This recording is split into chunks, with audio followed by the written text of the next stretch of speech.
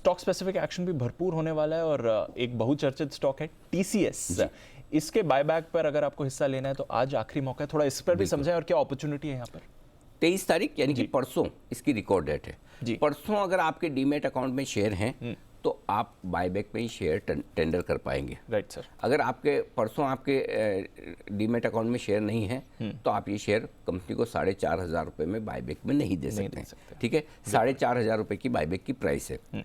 जो कंपनी जितने भी शेयर आपके एक्सेप्ट करेगी वो 4,500 रुपये के हिसाब से करेगी, बाकी बचे हुए शेयर आपके पास आ जाएंगे।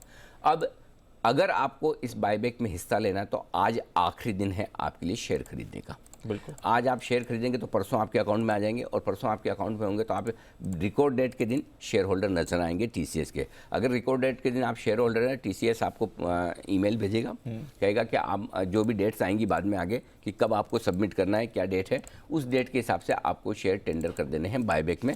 जितने शेयर एक्सेप्ट होंगे हो जाएंगे, बाकी के शेयर वापस हो जाएंगे। जितने शेयर एक्सेप्ट होंगे उनके 4,500 रुपये के हिसाब से आपको पैसे मिल जाएंगे। बाकी के शेयर जो आपने खरीदे वो आपकी कॉस्ट हो गई मसलन 3,800 रुपये। अब कितने शेयर बायबैक में जाएंगे उसमें एक थोड़ा सा बदलाव जो मैंने पिछली बार भी कहा था। परसों 23 तारीख को जो क्लोजिंग प्राइस होगी, ठीक है, उस क्लोजिंग प्राइस के हिसाब से आप 2 लाख रुपए तक के शेयर गिन लीजिए। फॉर एग्जाम्पल परसों 4,000 रुपये की क्लोजिंग प्राइस होती है, आज आप 3,800 रुपये के आसपास फॉर एग्जांपल, तो 2 लाख डिवाइडेड बाई 4,000 कर लीजिए, यानी कि 50 शेयर आपके रिटेल कैटेगरी में अप्लाई होंगे। अगर आप और ऊपर हों तो आपके कम होंगे, और नीचे हों तो ज़्यादा होंगे। सेफर साइड पर आप 45 शेयर मान के चलें, 44 शेयर मान के चलें, 4-5 शेयर छोड़ दें। रिटेल कैटेगरी की इंपॉर्टेंस क्या है ये बता दूं।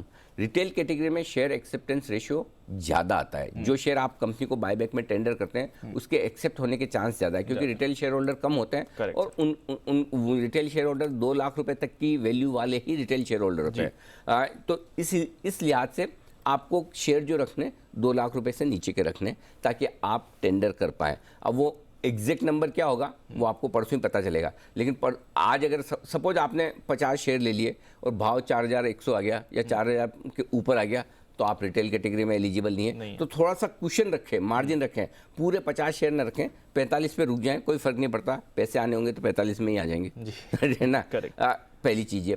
दूसरी चीज़ ये कि इम्पोर्टेंट ये है कि इसमें ये एक नियम ऐसा है जिसको सेबी को बदलने की ज़रूरत है, क्योंकि आप रिकॉर्ड डेट के दिन की क्लोजिंग प्राइस लेते हैं। कायदे से इसकी प्राइस जो होनी चाहिए रिटेल कोटा की वो होनी चाहिए जिस प्राइस पर कंपनी बायबैक कर रही है। Correct sir.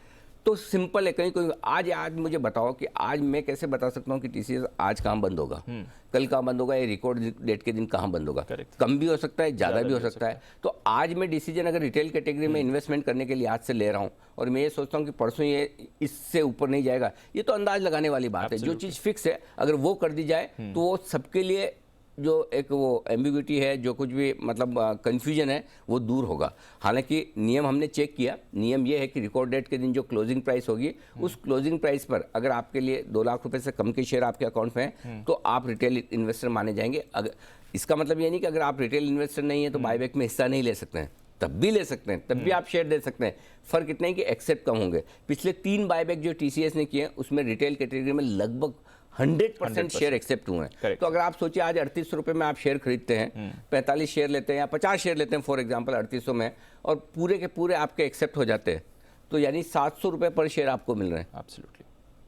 आप सोच लीजिए 18% का रिटर्न है आपके लिए, बहुत ही गजब का रिटर्न है और मुश्किल से महीने भर का इन्वेस्टमेंट है आपका।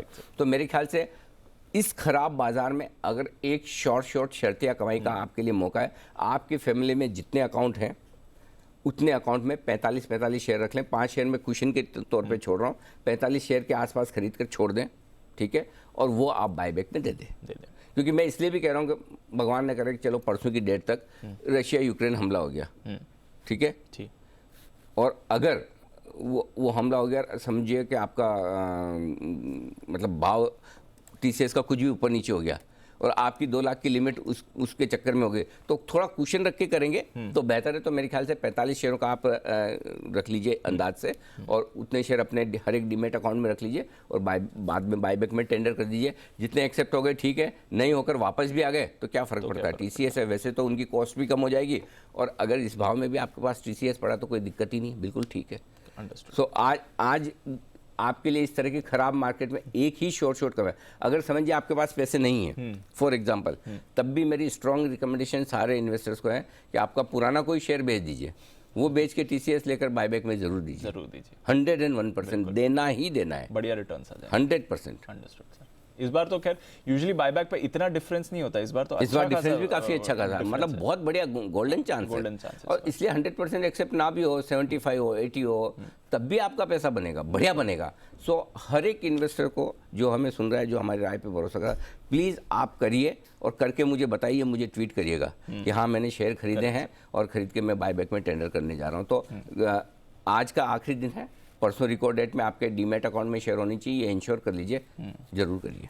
अंडरस्टूड। तो चलिए, एक गोल्डन मौका है आपके पास, इसे हाथ से जाने मत दीजिए। आज आखिरी मौका है, ये भी ध्यान रखिएगा।